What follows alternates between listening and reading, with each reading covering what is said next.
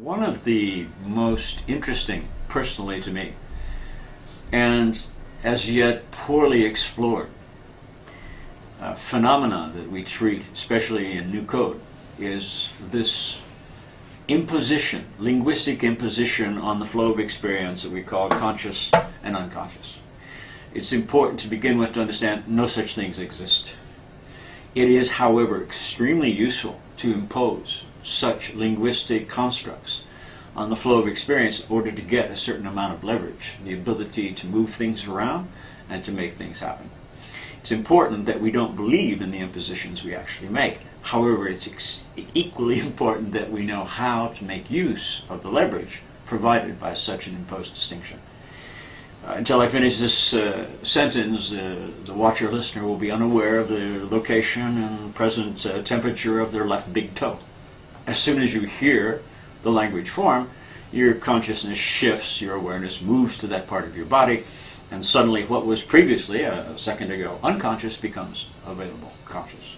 So, even in this imposed reality, this segmentation, this punctuation of experience, it's clear that even inside of this box, the distinction between these two imposed entities, conscious and unconscious, is a dynamic one. That is, what was in the unconscious a moment ago can quickly become available at the conscious level, and things that we were focusing on consciously can also now drop into the unconscious functioning, leaving us free to search for new things, things of interest, which will then capture our attention.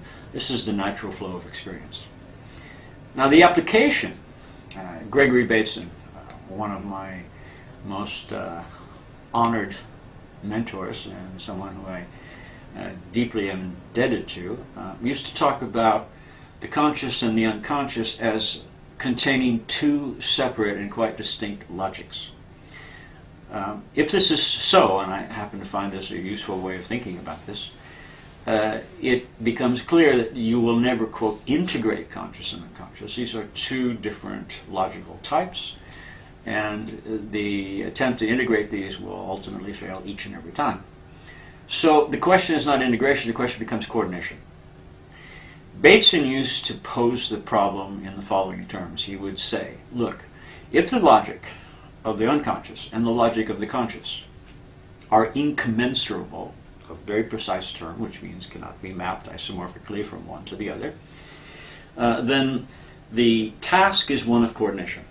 And it is not from the unconscious that creativity comes. It is from the collision of these two incommensurable logics that the spark, which we call creativity, comes from. I find this a very attractive way to think about how to organize.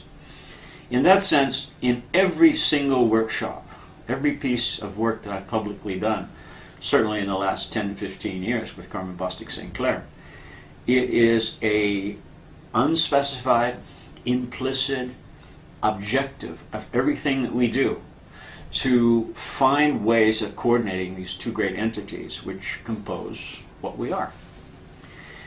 This suggests what we now have called in NLP signal systems. And there are various different kinds of signals. The unconscious, in most cases, there are some interesting exceptions, does not have a voice.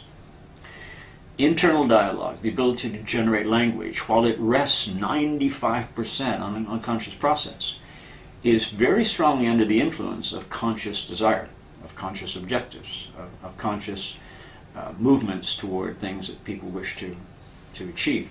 So that the ideal signal system with the unconscious is one which is verified to be involuntary. The importance of this is extreme. It is a waste of time, in my opinion, to pretend to have signals with the unconscious unless those signals are somehow verified to be involuntary, outside the influence of conscious process. Otherwise, you're talking to another part of your conscious mind, or the ambiguity is complete and you don't know where the signals are coming from, another conscious part or some part of the unconscious. So there are various types of these signals because of presuppositions culturally that exist in Western European cultures and Western European derivative cultures. Feelings, or so-called emotions, are usually placed in a privileged category called involuntary. If you ask people who participate in religious rituals, organized religions, what they go to church for, the answer will inevitably be, whatever the content of the answer is, the form of the answer will be feelings. There are certain feelings which they can achieve by these religious practices, which are not normally available to them outside of that context and outside of that practice. I propose, because of contrasting cultures such as Native Americans in North America, that it is there are other groups of people for whom the images which we play with on a daily basis as a normal part of our everyday experience are involuntary. The sun dance among some of the Southwest Plains Indian tribes is an example of an excruciating ordeal which involves severe amounts of pain kinesthetically, which when overcome lead to a breakthrough, and suddenly the vision quest is satisfied. An image of the purpose and the intention behind a person's life now becomes manifest to them through this ordeal. This is the extreme to which they go in order to achieve a certain kind of visualization. Visualization which occurs on a daily, moment-to-moment basis for most Western European derivative people. So these are culturally relative statements. However, in every group, and I think the basis of this is the limitations of consciousness, the 7 plus or minus 2 chunks of attention which we have available, and where we put such attention.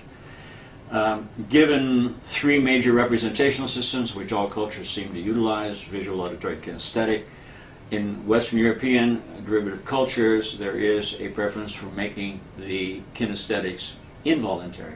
Therefore, in work in such a context, I bias, as does Carmen, what we do towards the development of signals which are based in physiological symptoms, body sensations, which allow the person to know yes or no what the opinion and support or lack of support of the unconscious is given a particular proposal or particular plan.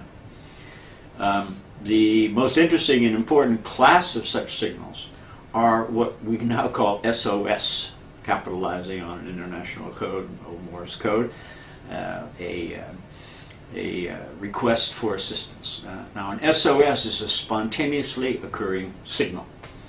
That is, you're going about your day, you're a manager in a company, at home with some of the family members, out in the street doing commerce, and suddenly a strong sensation comes over you. Sometimes it's global, the entire body seems to participate, and sometimes it's quite precisely localized. What is this? Well, the answer is, it's an invitation to a dance.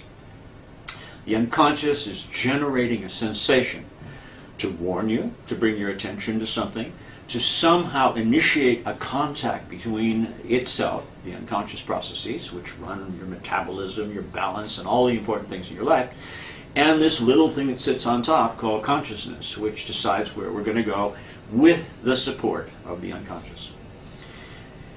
Such SOS experiences, when taken advantage of, lead to a deeper and deeper rapport between conscious and unconscious. It's quite simple once you recognize the intention behind the sensation to discover a way of proposing a manipulation by the unconscious of the sensations which are otherwise involuntary for you, that is, cannot be changed by your conscious processes, in order to designate a certain kind of sensation as yes and another kind of sensation as no. And this is quite easily done once there's a recognition of the intention, the positive intention behind the sensation, rather than taking a pill to get rid of it or finding some way of ignoring it or pushing on through, which is the typical Western European response to such annoyances. Obviously, in order to make a certain kind of reciprocity, even symmetry between conscious and unconscious, it's important that the conscious mind have specific ways of initiating contact with the unconscious. The SOS that I've just finished discussing is initiated by the unconscious and responded to by the conscious. The inverse, of course, is an important part of the choices that we need. The entire point of such coordination is to achieve, typically temporarily, states of grace, states of congruency, in which there's an alignment between the movement at the unconscious level and at the conscious level. When such congruency, such states of grace occur, This is what we call charisma. This is what we call presence. This is what we call people who know what the hell they're doing and are precise about where they're going. These are the people who inspire us. These are the people who lead us. And each of us are capable of such states. And the key to accessing such states of congruency, or states of grace, if you will, is the ability to coordinate between these two great entities inside of each of us, the conscious and the unconscious, in order to achieve what we call congruency.